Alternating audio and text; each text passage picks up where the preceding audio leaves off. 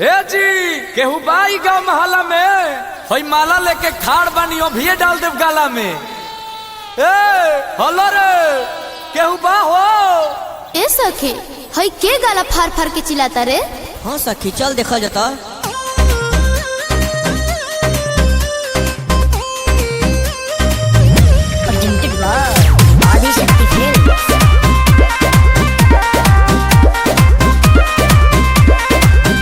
अरे हाथ लेके सेनर के डिबिया हो कहे के जुटले बड़ा मीडिया हो। ए कैमरामैन तनी फोकस करें इनके मुंह पे। अरे हाथ लेके सेनर के डिबिया हो कहे के जुटले बड़ा मीडिया हो। ए हीरो का विपद पर बियाह करे खातिर लड़का घूमता दिल्ली में सुपरवाइजर है 22,375 रुपया महीना बा।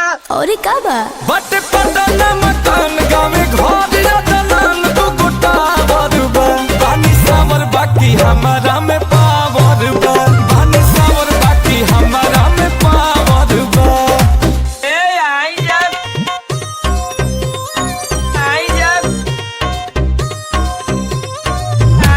बियाह करे खातिर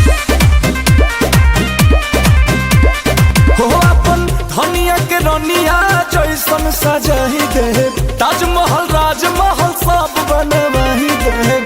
आहो आहो फिर कहता झूठा ही बड़े बड़े हो। इतना जे रोहित लइकी मिलत खड़े खड़े हो। बुझाइल और का बता लगे। कूलर बा एसी बा घरे फ्रिज बा 2.5 बीघा खेत बा। औरी बट पटन मकान गाँव में घर दलान तू गोटा बरुबा पानी सावर बाकी हमारा में पावर बा पानी सावर बाकी हमारा में पावर बा।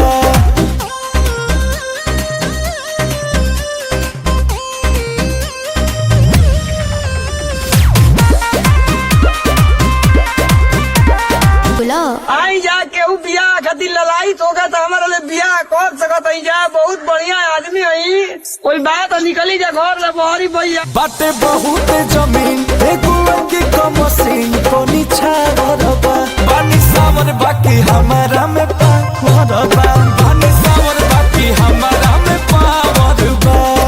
कोई ना का बियाह करी हमारा लिए बुझा तक में हम काम हो रहा दादा।